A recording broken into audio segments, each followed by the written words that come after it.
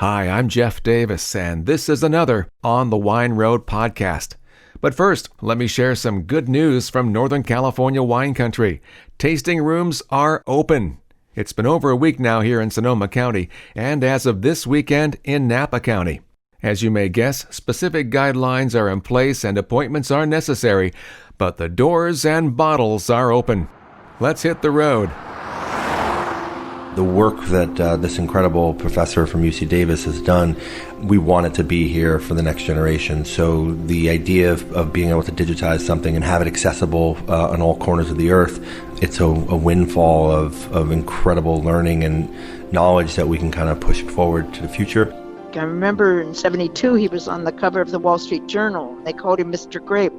He got so many letters afterwards that he had to get a secretary to help him answer all of them. I hope you can tap into your inner wine geek for today's podcast. You're going to meet a professor from the past who you're not likely familiar with, but whose decades of travel and research led to many important discoveries in viticulture, much of which had a positive influence on the quality of wine produced not only in California, but across the globe. Through interviews with winemaker Dan Petroski of Larkmead Vineyards and the professor's daughter Jeanne, you'll meet Dr. Harold Olmo. And he was such a fearless researcher, he became known as the Indiana Jones of Viticulture.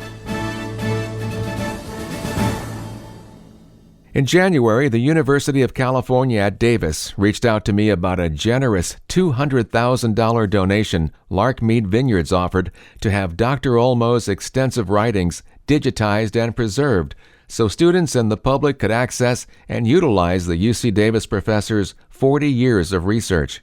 His work was related to viticulture, grape breeding, and the suitability of grape varieties to different climates and terrain around the world, which I imagine is a valid resource today as the earth seems to be getting warmer. Owners Cam Baker and Katie Solari Baker of Larkmead Cellars understand the importance of the estate's connection to Dr. Olmo in the past as they celebrate 125 years in 2020. Jeanne Olmo is quite a kick, and we'll hear some entertaining stories of her life with her father, coming up in just a little bit. But I'll start with Larkmead's winemaker Dan Petroski. Before I could get my recorder going, he started leafing through a folder containing decades of Olmo's work, and we were both mesmerized by it as we continued to talk. Harold Olmo started working on a research vineyard at Larkmead in 1939, and we have the good fortune of being the beneficiaries of receiving some of his data and his handwritten notes and his typed notes of the research he was doing by vine, like the chemistry analysis and the mapping of the vineyard. And it helped answer a lot of questions. But we're working with UC Davis right now to digitize Dr. Olmo's files, everything he's kind of researched and done and stashed away since he's been working at UC Davis, and it's about 80-odd boxes of handwritten notes, letters. This whole page here is just on foliage color by vine, it looks like. Yeah. And, N for being normal, and red for being red, so possibly virus, G for being green, which is, above normal. And then, considering that time, this is from November of 1947, so post-harvest. This is when, the vines are going to be most expressive and starting to kind of turn into their dormancy.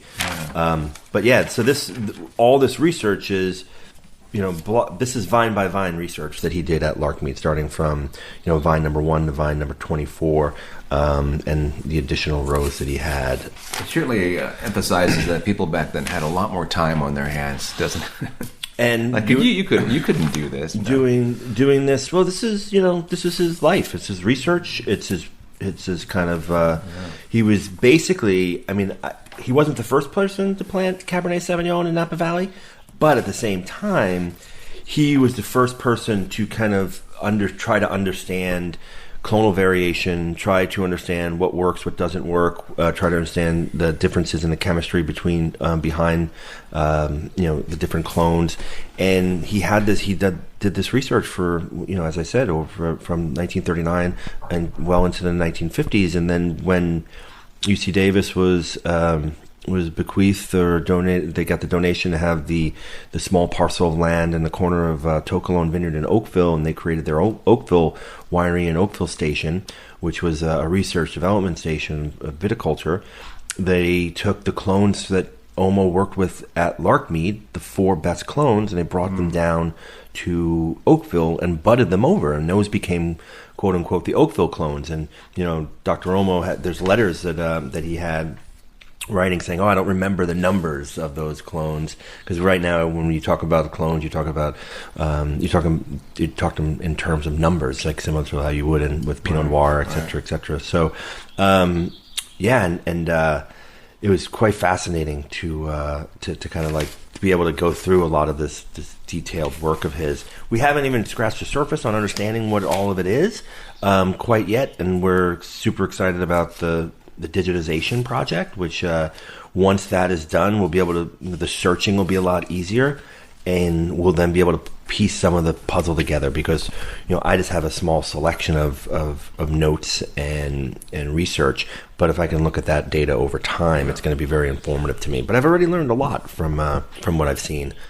Yeah, I know that UC Davis is excited about this digitization, as they hope it'll uncover elements of Olmo's research that could provide new insight into the modern day viticulture practices, which in a sense will extend his contribution to the industry even further. 100%. I think what the questions that he was asking and during his lifetime, and a question that winemakers and viticulturists were asking during his lifetime, are different questions than we're asking today. And so I think that he may have had some answers to the questions we have today, but they just weren't important at the time. Like climate, like that's a big issue for that we're dealing with globally, and Professor Olmo spent a lot of time in Australia. He has a huge impact on the Australia wine growing community. And Australia is about 10 or 15 years ahead of California with regards to water issues and concerns, with regards to extended periods of heat and drought, and most importantly 10 to 15 years ahead of us in kind of the constancy of wildfires and how that's going to impact their wine growing. And Olmo spent a lot of time there, so he may have some insights that can help us foresee the future, that from the Australian perspective. And so I think things like that are going to be really exciting to uncover and unearth in his research and in his kind of his writings. So fingers crossed. This project's it's not a small project. It's a pretty lengthy time period, but later this year, right before harvest, we're hoping that we have enough information where we can kind of start to release in an event at Larkmead to kind of start to release some of the findings, and maybe some of that early findings are going to be important for the winemakers of and the viticulturists of tomorrow. Yeah, some interesting discoveries on the way. What's that? It's the map of the Larkmead. Oh, yeah. This is clonal selection pod budded in August 1939. So this is what he did. And then these are the clones that he pulled for Oakville. 5 vines. Wow, there it is. Like the 5 different vines, but each box is a vine. And then the X's are none, and so it's crazy. Yes, it's detailed. Yeah. That was when Felix Salmina's family owned the vineyard here. I was in the Salmina family, yeah. So the Salmina family was owned Larkmead till about 1941. So they made the deal with him, gave him the rights to work at Larkmead and do this research. It was funny. We got a letter from the Salminas to Professor Olmo, and saying to him, unfortunately, our vineyard manager didn't realize this was going on at the time, and so he ended up like already budding a bunch of rows over that were dedicated to you, and it would have given him, it would have tripled the size of his research at the time. And I jokingly say that, if there were email during that period of time, there would have been much better communication, but there wasn't. So there was no cell phones, no email, no text messaging, but the communication lapse here minimized Professor Olmo's research. So he minimized it to 7 Cabernet clones and to 7 Italian grape varieties. Who knows what he would have done with the incremental land. Right. And that is dated in August 1940. Yeah. Elmer Salmina. Dan mentioned Harold traveled to Australia. He also spent time in Europe and covered thousands of miles in Iran, Afghanistan, and Pakistan, and had some hair-raising experiences, according to his daughter Jeanne. I found a quote attributed to Dan Petroski that supports Olmo's Indiana Jones nickname when he said his work was fearless. For sure. He wanted to find the original Vitis vinifera, and he wanted to understand where it came from and how it's mutated and how it's grown and developed and traveled throughout the world. And he wasn't afraid to go to distance, get on a plane or a boat, a car, a camel, and just to go and find that, find the origin source. And, I think we can talk about it and we can read about it, but someone has to do it, and he did it. And that's at that time, I think that was the wine industry, especially in America, didn't necessarily need someone to do that, but he believed we did, and we thankfully that he went off and he did all the kind of adventures that he did before us, because he really opened us up to greater understanding and greater learning. The unfortunate thing is there are so many characters in the wine industry who spent decades making contributions and creating innovations, but the depth of Olmo's work that he did over the 40-year period is not well known by the public, and he's certainly not a household name. But his work is unrivaled in the industry. For sure. I think at the end of the day, wineries themselves are the brands. They are the touch points, the relationships that consumers who drink wine, who are geeky about wine, will go to the wineries, then to the vineyards, then to maybe the winemakers. But when you're talking about a professor who lived during an era where wine was still a table wine, a table product, it was something as a condiment during the era of the 50s, 60s, 40s, 50s, 60s, where wine was not a precious kind of commodity as it is today in some parts of Napa and Sonoma and other parts of California. And so I think that it was the relationship we had with the wine that we drank was on the label as the winery, or maybe the vineyard. And I think that it's you hit the nail on the head. He doesn't have a reputation outside of the industry, but if you go to Australia and you talk to the folks down there, if you stay here in Napa and Sonoma and you talk to us off the record, his name's always going to pop up when you start talking about things like Cabernet or Chardonnay, for that matter. He was kind of the go-to person and the expert. Yeah, much of the popularity with Chardonnay had to do with some of his work. Yeah, 100%. Well, at least, Larkmead's paying homage to him with that Cabernet that you bottle in his honor, simply called Dr. Olmo. So with each bottle sold, that adds a small contribution to helping Dr. Olmo become a household name, because there it is right in somebody's kitchen. For sure. We've, it was coincidental that we, at the time, we were recreating the portfolio at Larkmead and thinking about the wines we make. And as we were, interestingly enough, thinking about what this wine should be called, we always knew Dr. Olmo had a relationship with Larkmead. We didn't know the depth of it until an adjunct professor at UC Davis called us up one day and said, "Hey, I got a lot of great stuff from Dr. Olmo. He talked a lot about Larkmead in his papers and in these file boxes. I'd love to share some with you." And he did. And he came out here, and as we started looking at the maps and started getting deeper into the research he did here and started learning a little more, we realized that the wine that we were making, starting in the 2013 vintage, from a small parcel of gravelly soil right across from where our winery stands today, it was the same location where Dr. Olmo did his research. And as you come to Larkmead as a visit, and you sit down and you taste with our team here, you get to learn the history of Larkmead through the names on our wines. So we date back to the 1880s with Lily Hitchcock Coit, and with multiple wines named after her, from Firebelle Lil to Lily, our Sauvignon Blanc, to her house at Larkmead, which she called the Salon. And then you move into the Cabernet selections, and then you have the history of Larkmead through Dr. Olmo, through the Solari family, and then currently through the Solari Baker family with the Lark bottling. And so each story of part of our history is portrayed on our bottle, and so you get that experience when you come here. We talk you through the history of the winery through the wines, through the lens of the wines. Yeah, what a great way to keep that alive. Yeah, it's. We're very fortunate. Like we don't have to make up our history here, and a lot of the stuff you can't make up. And we just need to figure out how to eloquently and factually tell this great, amazing history of the Larkmead estate, and through, as I said, through the lens of these wines. And thanks to the research by Dr. Olmo, he's going to be continuing to tell the story once it gets digitized and it'll be accessible by the public. Yes, 100%. We are super excited about this project as we've embarked upon our 125th anniversary as a wine growing estate here in Larkmead.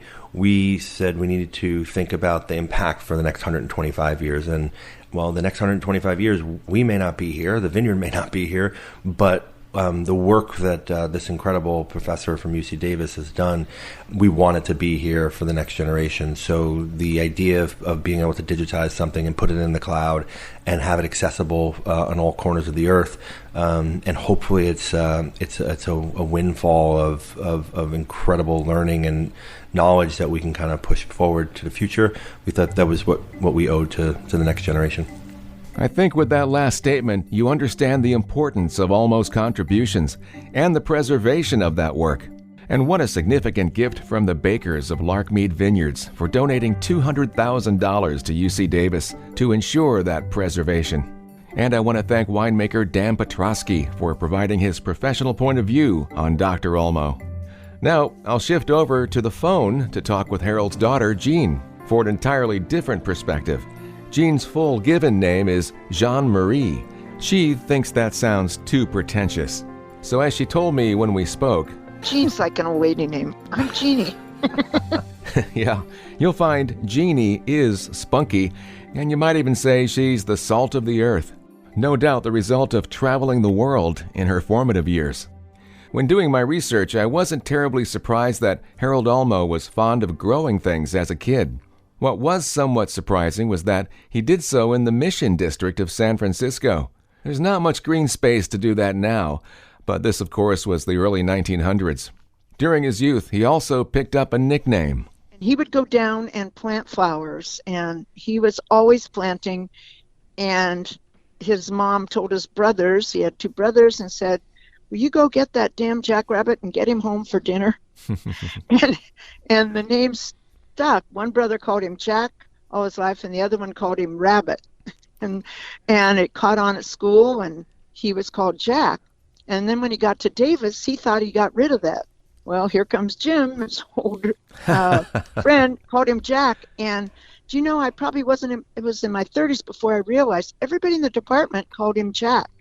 But we knew him as Harold. Mom called him Harold. Uh-huh. And so that was how the nickname came about. That's funny. What a crazy coincidence, huh? To run into Jim. Exactly. Well, then it's no surprise that he earned his Bachelor's of Science degree in horticulture in 1931 from UC Berkeley. And in 1934, he got his PhD in genetics. He wanted to become a professor. He wanted to go into pomology. He loved fruit trees. He was a geneticist. That's what his PhD was in, plant genetics. But the opening came, Bioletti was retiring, and he wanted a professor to take over. And so Dad became basically the second viticulturist in America back then. There was Bioletti, and then Dad. I think a woman had been hired for a while, but Bioletti didn't get along with her, and it didn't work out. So then, back then you took the job that was offered. Uh-huh. And then history writes itself, and his ended up being in grapes. And if I'm not mistaken, it was before he became a professor that he began crossing grape varieties, and I guess you can say creating hybrids. And his first was Muscat of Alexandra crossed with Black Corinth. And that was just one of 76 he created that year alone? That's a lot of work. I don't know. Those are more specifics. To me, Dad was Dad. And I can give you more stories on him as a person. I don't really know the exact dates, but I know Davis was the agricultural station for Berkeley. So even though his PhD was in Berkeley, he worked in Davis. Okay. So that he makes probably was working on that for his thesis. Well, I know the one thing you can tell me is the compelling stories of your dad's amount of traveling that he did and the many countries he assisted over the years with his viticulture knowledge. Yeah, that was amazing. I'll pause here with Jeannie for a moment to say, although you may not be familiar with his name, his reputation spanned half the globe. His travels and fearless drive earned him the nickname the Indiana Jones of Viticulture. Yeah, that's mainly because of his work in 1947. He put us, Mom and my older brother and I, on the island of Madeira while he went off to Afghanistan and Iran and Pakistan, Let me ask you, Australia. I got to ask you, why Yeah, Madeira? Why not like Paris or no, I don't know. It's like they they both spoke Portuguese, that's why, okay. because it was a Portuguese island. And And you'd be safe on an island. You couldn't go anywhere. He knew you'd be there when he got back. yeah, exactly. I think it was something totally away from the mainland, and he was looking for the oldest existing vines because they would be disease resistant. And he also was looking for all the older plants that had survived. And it was kind of the end of the Fertile Crescent. And in fact, Dad had pictures that they think are the only pictures taken in that time when there still was an abundance of trees and everything.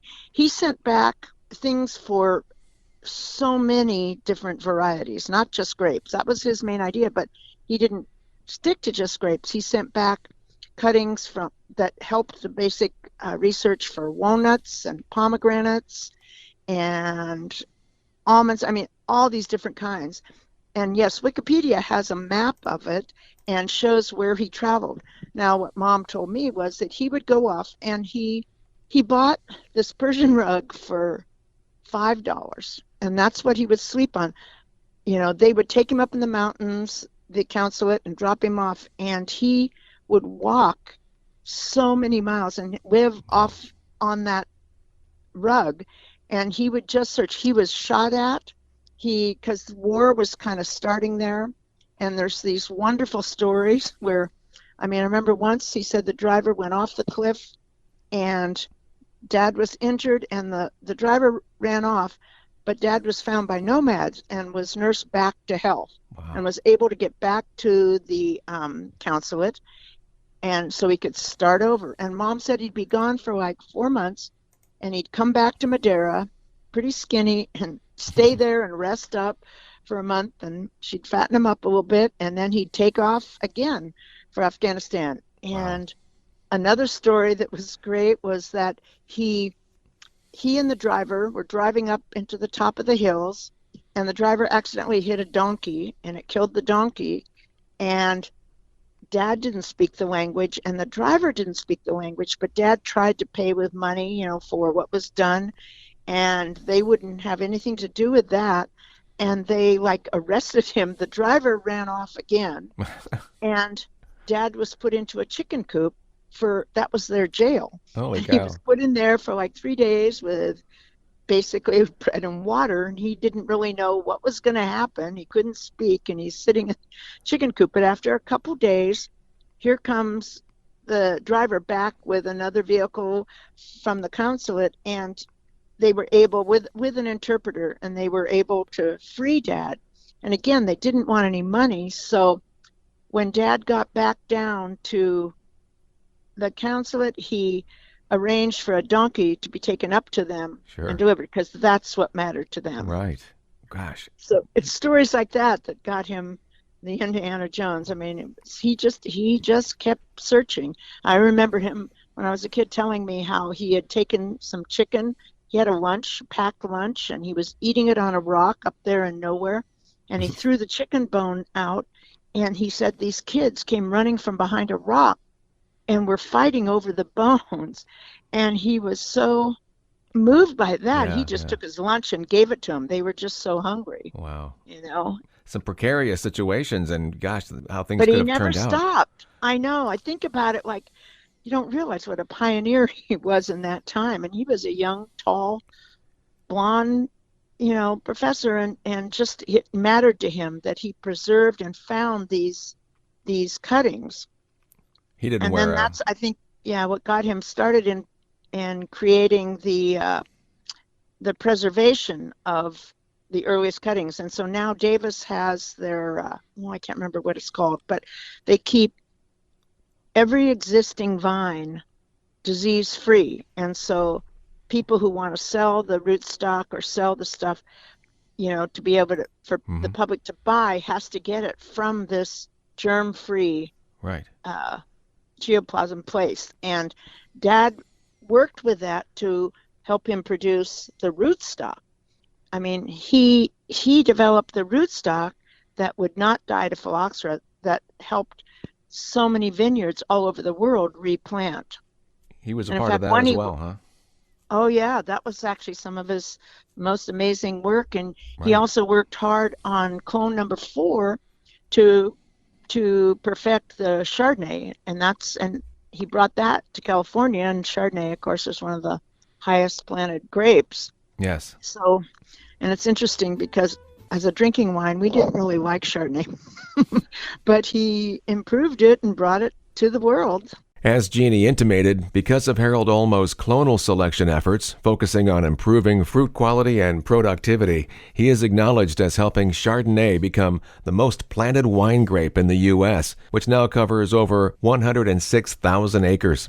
Dr. Olmo spent 40 years at UC Davis. He passed away in 2006. His writings are in the midst of being digitized for preservation purposes by the UC Davis Shields Library. I'm on the phone with Harold's daughter, who is sharing some very interesting stories about her father. At this point, I asked her, when she was younger and her dad was traveling the world, did she still consider him just a father, or did he reach some sort of hero status with her? No, he was Dad. He worked really hard, but when he came home, he was a family man. Our life was very much oriented around the family, and I grew up with dinner parties constantly of people all over the world. And in fact, something really cool I want to mention, that Bonnie Meyer, Justin Meyer's widow, she just put out a book, Perfectly Paired, and it's such a good recollection. And she talks about, she actually met Justin at my parents' house, and Justin played banjo and she played the guitar, and he was living with us. Justin was like my brother. I mean, I loved him. And my folks would put on these dinner parties, and then we would go out back and we'd have bottles of wine, and we had basically hootenannies. They would play music, and people would join in. As people heard, more people came. And my mom had a perfect tone for music, and she could play anything on the piano just by ear. Dad was so tone deaf. He was terrible, but his heart was in it. But it didn't matter. We all drowned him out. And in her book, it brought back a memory. He went out to the garage and he got a rake and he got a stick and he played the rake.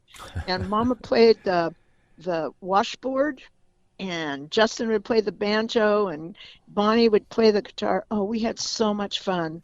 And that was like in the 60s. It was great. Wow. It's fascinating that, what a wonderful life he had, and that led to such a fascinating life for you. Such a great sense of humor, and we always ate dinner together. It was always an important thing. And then we would be in the family room as a family, and Dad would always go into the living room, and that's where he was always reading and doing his work. But we always, as a family, would eat together. How lucky.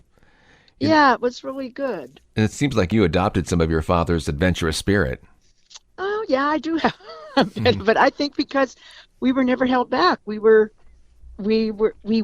he took us on all his travels. And even when we went to the island of Malta in 62, because they were going to go independent of England in 64. And they wanted to export grape. Well, they didn't have any grapes because this little island, their original grapes were grown like squash. They just would go flat on the ground. And the people who made the wine started paying so little for the grapes that they just pulled up all their grapes.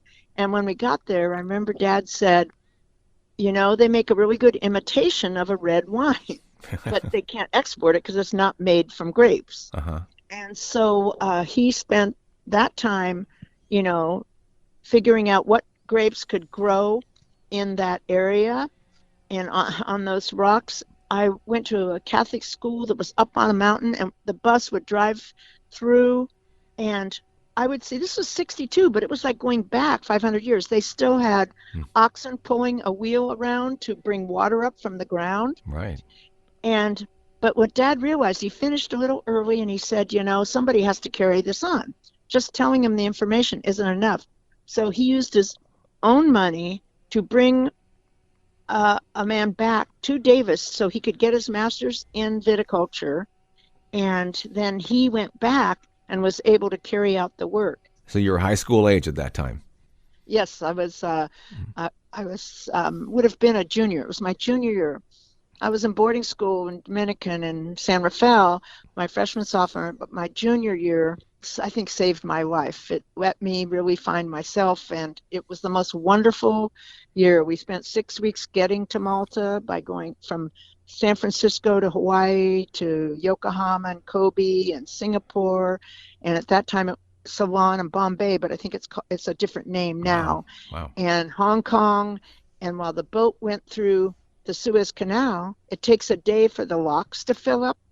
Well, most people stayed on the boat, not my mom, because she was an explorer too, and she loved art. So she got us a taxi, and we went into Cairo. I got to climb up inside the pyramids, and there were only like 8 of us, and it was on a rope ladder, and we climbed up inside.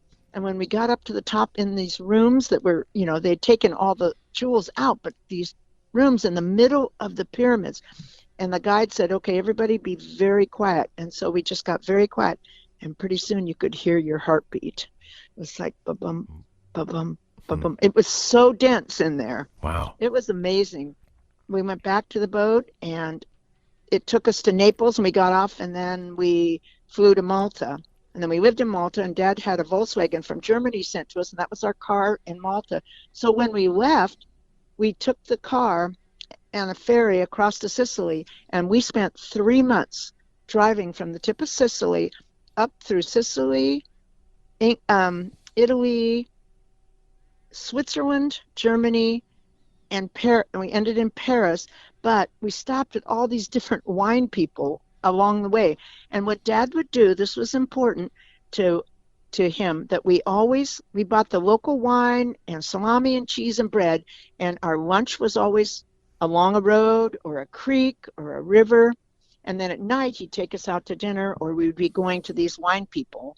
And of course I didn't really realize Dad was even important then, but he was just Dad, and I didn't realize these were pretty rich people with great vineyards, but we had the best food and the best wine. His reputation preceded him there? Yes. Well? He was probably even more famous in Europe than America. I mean, before, because he used to go, I remember Dad would always go off for like a week at a time, and he went to Montpellier a lot. And he spoke French fluently. So he would lecture in French to the people. And wow. I went back that same year I went to Malta. I went to Montpellier. I wanted to see where he would go, and I love Montpellier too. It was fun to do that, and see where he had spent so much time. And then he left us up in Paris, Mom and I, for like 3 weeks. We stayed in Paris, and then he went with my younger brother down to Montpellier to do whatever he had to do in his business. And we stayed there, and then he came back, and then we flew home. So wow. I got to do it 360 degrees around the world. Wow, what an incredible young life Jeanne was able to experience with her father, Harold Olmo. It may come as no surprise to you that Jeanne and I spoke for nearly an hour.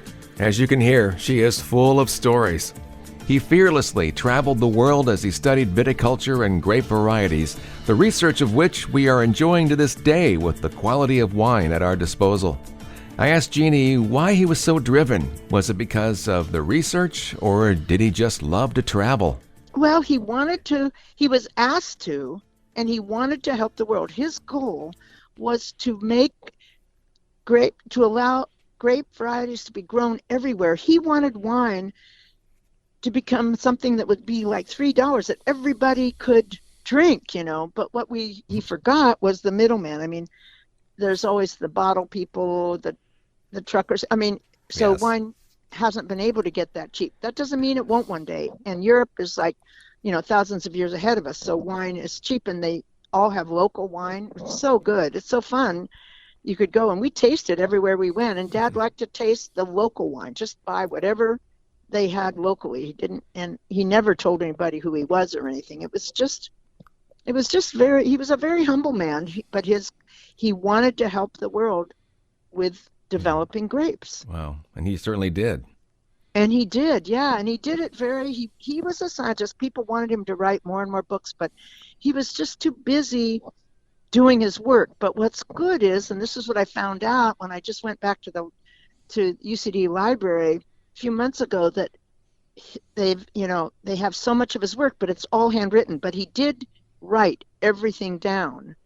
And I remember my father every day of his life having a little diary in his pocket, in his shirt pocket, and he would write those down. And so now that Larkmead has donated that money, that $200,000, to get all his notes put digital, it's going to be wonderful, because then his information will be available to the world and to anybody else who wants to do research. What foresight on his part, and also just for his own knowledge to keep all those notes. And yeah, that's just how he was, and he believed in what he was doing. He didn't do it for acclaim. He didn't really like to be too public. I remember in 1972, he was on the cover of the Wall Street Journal, and they called him Mr. Grape. And my daughter called him Grandpa Grape for a while. It was really cute. Mm-hmm. But he got so many letters afterwards that he had to get a secretary to help him write, answer all of them. Mm-hmm. But he did answer them all. And but he just wanted to do his work. Wow. And I know that when he died, he thought he was going to go back to work. His hip had broken. I was with him in the convalescent, and I said, Dad, Mom's waiting for you. If you want to go, it's okay. And he goes, no, I have too much to do. And he was in his 90s at that time, right? Yeah, he died June 28th, a month shy of his 97th birthday. So wow. He did die at 96, but I like to say 97. I like to give him credit for that whole year. And he patented his last grape when he was 96. He developed grapes not just for wine, but table grapes. Right. He had a great number of grapes and raisins as well. And like I say, he did a whole lot with the rootstock. Mm-hmm. And that's the part, I don't think the public doesn't really know of him, but wine people do. And he was fine with that. He just wanted to be left alone and do his work. But he was a wonderful man. I think he's the most honest person I've ever known. And my mother, they were a wonderful team. It was a pretty amazing life, and you don't realize it when you're growing up with it. You think, I knew it was kind of special, but I didn't realize how special. And I feel really honored to have grown up with them, and I also feel honored that I took care of them until they died. Yeah. And I have, wonderful memories. And not only could his story be a movie or a book, yours as well it could be. People say, why don't you write it? I said, because I'm not done. I'm still living. I know. You'll be 97 saying, I got to go do more. I'm not going to write yet. Exactly. I can't die. I got to do more. I'd love to spend a few hours in person with Jeanne, and she did invite me down to Ventura to taste some of the 100-year-old port she received from her father. So you can bet I'll do my best to take advantage of that invitation. Well, I hope the wine geek within you enjoyed going deep into the life of Dr. Harold Olmo. If you go to library.ucdavis.edu and type in Dr. Olmo, Larkmead, you'll come across the press release about the digitization and some details of his work. Olmo is spelled simply O-L-M-O. Today's podcast was researched, written, and produced by me. Thanks to winemaker Dan Petroski and Jeanne Olmo for their time. Find more interviews at onthewineroad.com. And I hope I can run into you soon in wine country as tasting rooms are opening. Let's hope it stays that way. I'll keep my eyes open for you on the Wine Road. I'm Jeff Davis.